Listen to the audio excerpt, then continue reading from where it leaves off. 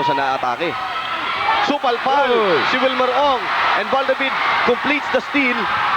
Si Valdavid bibigay kay Noli Locsin. Locsin challenging, wala ang kanyang tira. Dalawa sila magkakampi nag-aagawan. Ang follow-up wala. Ang pinakamalit si Valdavid. Scoring is 6 point off the bench. Si Valdavid binubuhay ang Formula Shell. Wilmer Ong. Wilmer Ong napita mag-dribble sa kanyang tuhod. Dive for the ball. Nakuha ni Valdavid. Sa bilis si Valdavid, nakuha pa niya. Yun ang masarap kapag maliit eh. Si Marlo Aquino mukhang nasaktan pa. Valdavid, quick hands, quick feet. Walang nangyari ang follow-up ni Marlo Aquino. But he is in pain. James, talagang tinitake advantage din nila. JP Gayoso. Get away at yun. Yes, lalo pang lumalim. Valdavid, inatake ang buong depensa ng Formula Shell. First half na to, coach. Binibigyan ng atake ni Valdavid. Oo, yun na naman yung pull-up jumper niya. Napakahirap pasahin dahil hindi mo alam kung da-drive siya.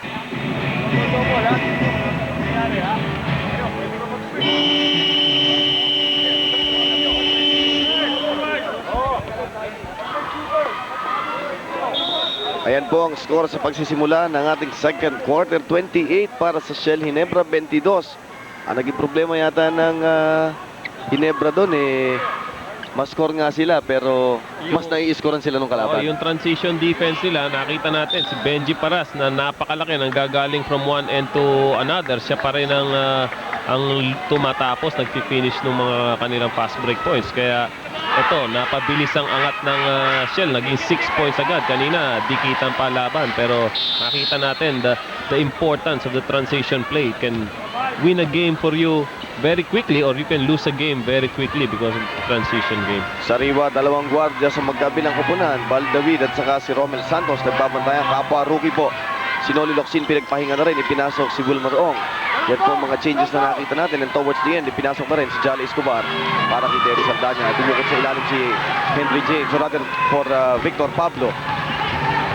Ito si Kenneth Diaz, coach. Isang weakness ni Henry James is mas mahina siya sa drive. Mas gusto niya talaga na nag-jump shot siya kasi doon sa drive niya. Alam mo yung pagka naglalaro sa intercali, sasabihin mo, hindi marunong lumayap yung taong yun. Kaya gusto niya tira ng tira sa labas eh. Oo. Samantala doon sa transition game na yon, nakita ni Henry James yung bukas na tao. Naiba pa nila ang lamang ng Formula Shell to just 4 points. Tandaan po natin, sa first 2 meetings ng dalawang kupunan na ito, Bokya ang Formula Shell kontra dito sa Ginebra. Benji Paras, 10 points sa ball game, and to think hindi po siya naglaro till the 6 and 27 mark of the first quarter.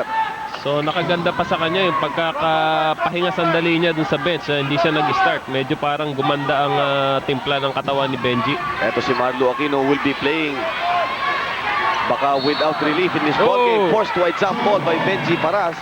Dahil kung kayo ngayon lang po kayo kalilipat dito sa inyong paboritong istasyon ng PBA, ang Channel 13, malaki ang na-miss nyo sa first quarter. Malaki rin na-miss nyo na hindi nyo alam na wala po si Edward File, si EJ File, sapagkat pamala po kahapon hanggang kanina bago mag-start ang ball game, ina-expect nila na may word from EJ File pero nawala po ang batang ito. Kung sakali nakakita kayo ng isang 7-footer na nawawala, ipagbigay alam po nyo kay Sonny Jaworski sapagkat nangungulila si Marlo Aquino sa ilalim. Ngunit natuloy ang laban at si Marlo Aquino mukhang nasaktan pa. Valdavid, quick hands, quick feet. Walang nangyari ang follow-up ni Marlo Aquino, but he is in pain. Marlo Aquino is in pain. Yung kanyang kaliwang daliri ata, isa sa mga daliri niya sa kaliwang kamay, masakit. Pero hindi naman siya nagpapapalit. So, ibig sabihin niya, kaya pa rin niya maglaro. Concern ito sapagkat off-camera si Marlo Aquino po ay nakabaluktot. Benji Paras overshooting and JV Gayoso snares the rebound. Valdavid bibigay dito sa ilalim. At sa labas kay Henry James. But turnover. Gusto yung entry pass. Uulitin sana nila kanina isang play na ganun din. Na si Wilmer Ong din ang mag-finish. Pero that time medyo malayo yung pasa. Eto, dito natin makikita ang true worth nung Marlo Aquino without his sparring partner. Yun pong isa pa ring posting si EJ File. Malalaman natin kung kakayanin niyang ilaro yung 48 minutes na all out. Actually, Marlo plays almost 48 minutes every game. Eto ang tira ni Ken Redfield. Sinubukang hatawin ni Valdavid pero walang nangyari. JV Gayoso yung kanyang familiar na dribble. Valdavid. Ito si Henry James hindi masyadong nagpaulan ng puntos kanina. sa ating first quarter. Ito si Henry James, coach, napapansin natin, mukhang may tendency rin siyang yung nagpe-pace, ano? Naghahanap din siya nung pagkakataon na hindi rin siya tira ng tira, eh. Naghahanap siya nung kumbaga tama oras yan. kung kailan niya kakanain, eh. At saka maganda rin yun para sa team niya because you want to get everybody involved on offense. Huwag mo muna susuluhin yan dahil gusto mo may katulong ka sa opensa, magkaroon ng kumpiyansa yung mga kasama mo. Para hindi ikaw lang ang papantayan. Oo. Katulad itong Formula Shell, ang kumpiyansa ng bawat manlalaro dito, nakuha na nila, kinana yung labas. Wala ang, Oy! yun naman ang shooter's bounce. Yung soft touch na tinatawag nila, sobra. More than na shooter's bounce na yun kasamang swerte na rin yun. Yun sana ang nakarga kanina ni Mansueto Velasco. Palagay ko nakaginto siya. Outside shot, Romel Santos, wala. Ken Redfield for another offensive rebound. Victor Pablo bangs into Wilmer Ong. Oy! Victor Pablo hindi pinansin ang malapad na katawan ni Wilmer Ong for his 8 point. At saka si Victor Pablo, baka wala pang mintis to. Alam ko, mataas din ang percentage ito. Kung hindi isa, baka wala pang mintis rin to. JD Gayoso ang kanyang tirang pilipit ng konti. Walang nangyari. Ito si Romel Santos. Binagalan yung pace. Nakita niyang walang nakapwesto at walang nakatingin sa bola. Posting up is Benji Paras against Wilmer Ong. Will he challenge? JD Gayoso, quick hands. Naagawang bola itong Wilmer Ong.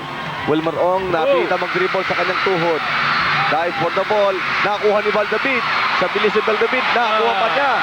Yun ang masarap kapag ka maliit, eh. In heavy traffic, Ayun pa. makakalusot ka. Muntik na naman ng dakaw doon. So nakita natin, bumaligtad ang momentum ngayon. Yung fast break transition, napunta naman sa Hinebra ngayon. Eto si Ken Redfield, tumitingin sa likod kung darating yung import na kalaban niyang si Henry James.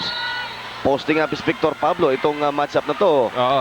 definite advantage para Oo. sa Formula Shell, coach. Makikita natin ng Shell, they will go more and more to this matchup, Pablo against Gayoso, dahil medyo maliit in terms of height, medyo maliit si JV para guardahan si Vic sa post-up area. Changes in the lineup.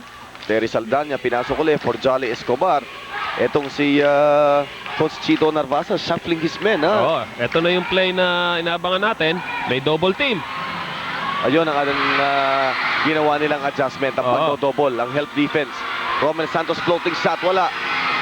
Rebound na panalunan ng Formula Shell. Fresh 24 seconds shot clock.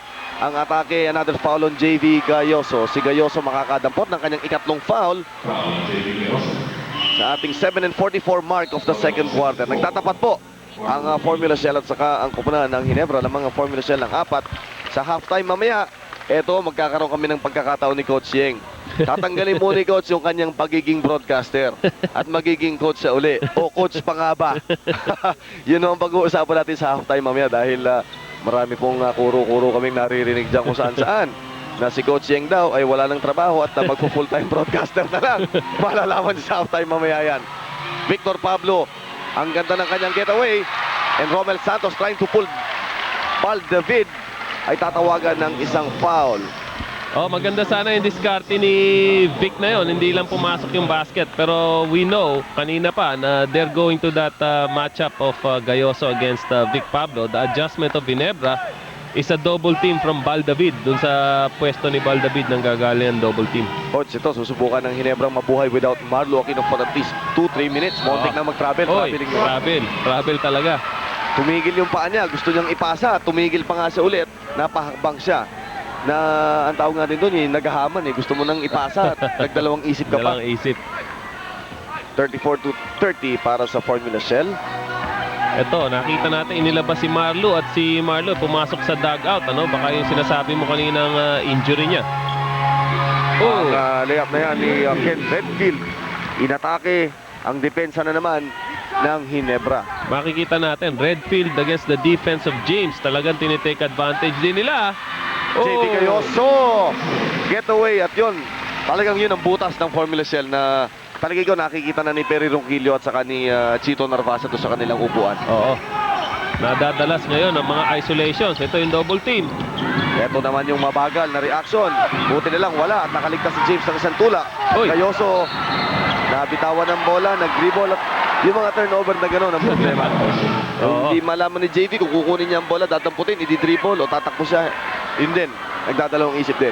Yung mga teams na usually rely more on fast breaks, medyo talagang mataas ang mataas ang turnover nila dahil rate sa risk mo dyan sa fast break na yan, mas malaki talaga to make a mistake. So talagang meron kang ibinibigay na allowance for those kind of turnovers. Oo.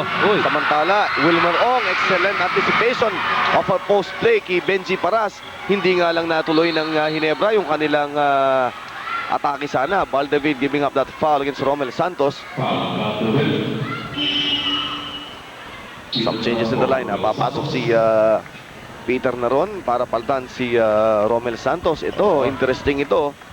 Iibahin na naman ni Chito Narvasa ang look ng kanyang opensa. Si Ken Redfield na mga magbababa ng bola. Tsaka makita mo rito, Gino, na itong Shell, biglang parang lumalim ang bench na. Dati nang malalim ang bench, pero sa improvement ng kanilang bench players, lalo pang lumalim. Baldavid inatake ang buong depensa ng Formula Shell. At yun ang isang hindi mo maalis kay Baldavid. Matapang masyado itong batang ito. Oo. Tsaka yung drive niya na yon sa open court, mahirap talaga pigilin dahil yung pull-up jumper ni Baldavid, napakataas, mahirap supalpalin. May timeout po. Magbabalik kami with the last 5:57 of the first half. Ito po ang pull-up jumper na yan ni Baldavid. At si Baldavid, yun ang ipinapakita niyang yung mga maliliit dito sa PBA. May lugar kayo. May lugar tayo. Oo, may lugar. Sayang, hindi kami napanganak ng maaga-agaw. Hindi kami nagmaster ng pagbabasketball. Sa bagay, marunong ang Diyos eh. Mag-coach ka na lang, Coach Yang. At mag-broadcaster ka na lang, Chino. Huwag na kayong magulo. Iwanan niya maglaro kay Baldavid. At ang paglalaro ng basketball na hindi nakatingin pag tumitira, iwanan niyo na kay Ken Redfield. Maganda yung play nilang yun. Very simple 3-man game. Biglang binigyan ng pick lang si Kenny Redfield. Pakat na siya sa basket. At kitang-kita mong, kumbaga, sabihin natin dito sa first half na to, Coach, binibigyan ng atake ni Baldavid. Oo, yun na naman yung pull-up jumper niya. Napakahirap pasahin dahil hindi mo alam kung da-drive siya o titigil siya, magpapasa. Yun ang, parang yun ba yung triple threat na sinasabi natin? Hindi mo alam kung saan na-atake. Supal foul si Wilmer Ong, and Baldavid completes the steal. Si Baldavid bibigay kay Noli Locsin. Locsin challenging, wala ang kanyang tira. Dalawa sila magkakampi nag-aagawan. Ang follow-up wala. Ang pinakamalit si Baldavid. Scoring is 6 point off the bench. Si Baldavid binubuhay ang Formula Shell. Tabla na. O rather, binubuhay yung mga fans ng Ginebra at yung Formula Shell. Kailangan gumising-gising. Kanina sila yung nangunguna. At ngayon, mukhang nalalanta ng unti-unti itong Formula Shell. Ronnie Magsanok gawa ng desisyon na take charge gaya ko rito. Kailangan ko ng 2 puntos. Yung battle ng mga maliliit nangyayari. Si Baldavid na naman nagko-control. So, pagpasok ni Ronnie, ayan. So, nagkaroon ng konting threat siguro. At alam natin, si Ronnie will not give up his position defensively. Ganun na lang para kay Baldavid. At siguro maging challenge din yan kay Ronnie para gwardiyahan niya si Bal. Oo, taon-taon, ilang beses mong nakikita. Ilang gwardiya yung umaatake dito kay Ronnie Magsanok, pero nandiyan pa rin siya. Ngayon, ang kanyang mabigat na kalaban, to si Baldavid who has 6 points off the bench. Si Henry James, hindi mahihain niyang tumira. Yung kanyang tira, wala sa posisyon. Andres Ken Redfield. Ken Redfield, aatake ba siya all the way? Inatake niya nga ang depensa at foul ang makukuha kay Henry James. Itong si Kenny Redfield, hindi tayo magtataka, naka-triple-double to. Dahil doon sa play na yon, siya naka-rebound. Dribble siya all the way, siya pa rin ang makakapuntos. Kung meron namang kumakat nun, siya naman ang makaka-assist. Kaya doon makikita natin yung paraan para na makapag-triple-double itong Kenny Redfield from one side to another. Coach, siguro marami nakakalimot, pero itong si Ken Redfield, once upon a time, binitbit niya yung Pure Foods all the way to the championship. At siya halos single-handedly gave Pure Foods that championship nung kung di ako nagkakamali, 1994. Nung second conference, kalaban nila yung Alaska. Tama yun. At doon nga niya nakuha yung kanyang moniker na King of the Triple-Double. Ito si Baldavid ngayon, pinipresyon na ni Ronnie Magsanok. Shell up by 3, 41-38. Parehong play ito ng Shell. Open. Na. At kita mo yung reaction ng Sonny Jaworski. Gusto niya yung ngiwi niya. Sapagkat nakana niya at nabigyan niya ng open shot. Maganda yung execution Tapos sa tira inside track. Ito na naman ang Ginebra atake. 41 points. Pareho ang magkabilang kupunan. Noli Locsin bumping. At foul given up. Tignan natin kung sino nagbigay ng foul. Si Senyas number 11. Numero ni Peter Naron. Yun ang mangyayari. When you take a bad shot, when you commit a turnover, Coach, ito yung play na sinasabi mo, Ayan. play ng Shell ayun, Capo. ganda ng pick eh. Ayun, Yung ayun. high pick. Meron din ganyan sa kabilang side naman ng Shell, pero that time, napakaganda ng execution. Open siya dun sa pick ni Wilmer Ong. Minsan nakakahilo, no? Yung play mo mismo, yan ang ibibigay sa'yo. Baldabid scoring Oh. again. And 8 points off the bench. Ito Oh. si Baldabid. Oh, 5 of 5, Coach. 5 of 5. Ito yung challenge na sinasabi natin for Ronnie Magsanok. Ano? You can't let Baldabid do that to you. Kaya challenge yan personally to him. Correction, mga kaibigan. 10 points na po ang Baldabid dahil 5 of 5 ang kanyang shooting. Ito si Peter Naron. 3-point shot. Wala. Gayoso. Aatake na naman ng Ginebra. Pero nakatingin ng mga nakaberde sa kanila. Baldabid ang kanyang pasa. Anticipated pero nabawi ni Gayoso. Laglag ang bola kay Wilmer. Putata! Nakuha ni Victor Eto na. Pablo. Ito na naman. Aatake naman ng Formula Shell. Ang kanilang sariling atake. Bigay kay Redfield. Thinking 3. Triple D. Wala. Rebound JV Gayoso. Ito. Tumatakbo na naman ng Ginebra. Dala ni Baldabid. Binigay kay Locsin. Locsin against Redfield. Inatake. Wala. Dalawang magkakampi. Naglalaban sa rebound. Ayun. And Takbuhan finally, ng takbuhan. Kinuha ni Ronnie yung bola. Sabi niya, tama na yung takbuhan at mag-setup muna tayo ng isang half-court setup. which could be a nice decision dahil itong Ginebra, yun ang gusto nila. Nagkakagulo. Wise decision. Tignan natin kung magpe-payoff. 5 seconds sa shot clock. Tira ni Paras. Wala. Rebound. Nakuha na naman ang Ginebra. Eto na naman sila sa transition. Tignan natin, gagawin nila. Ayun, open yan! Oh! This time wala. Ito si Ronnie Magsanok para sa rebound. Lone rebound, open court. Ronnie Magsanok binangga ni Baldabid. Kailangan na ibigay yung foul sapagkat Ronnie Magsanok was all set. Oo. Da-drive na siya. Hindi mo alam kung ano gagawin niya pag dumadrive. Time out of Shell. Magbabalik kami.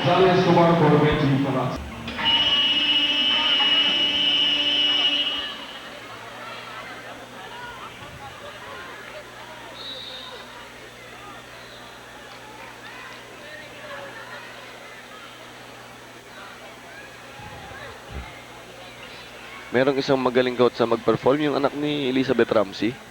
Oo daw. Hindi ko pa nakita.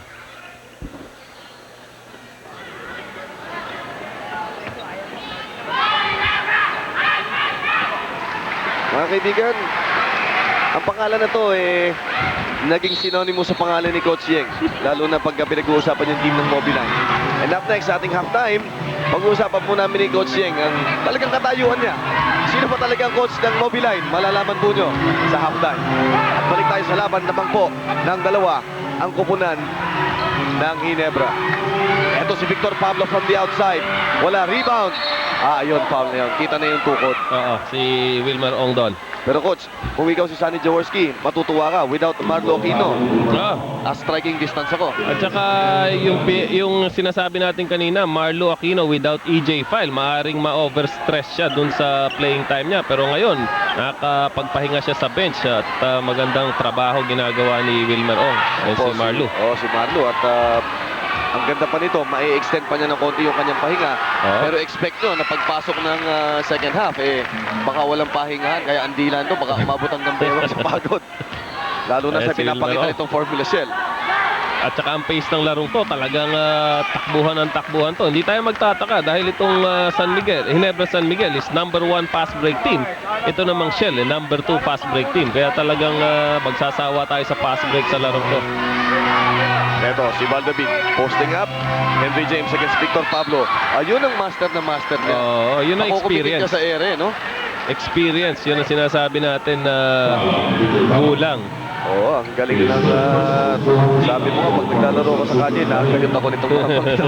Pinaangat ka muna sa ere. Pag alam niya nakakomit siya, Oo. kunyari, poporma ng patira yan. Oo, Kung mashoot pero- niya, swerte. May delikado dyan. Pagka isinugod mo naman ang katawan mo nag-initiate ka ng contact. against dun sa defensive man, baka tawagan ka naman ng offense. Yung 7 season, nung nakita natin kanina, maganda yung pasimula niya. Nilabas siya ni Coach Sonny Jaworski.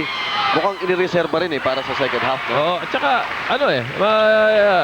maganda na nilalaro ni JV At isa pang hindi pa rin na masyado nakakapag-contribute si Pido Harencio. Kaya marami pang options itong Ginebra San Miguel. Oo, pinag-uusapan natin yung options ng Formula Shell sapagkat kumbaga inilabas na nila kung anong meron sa armory nila dito sa first half.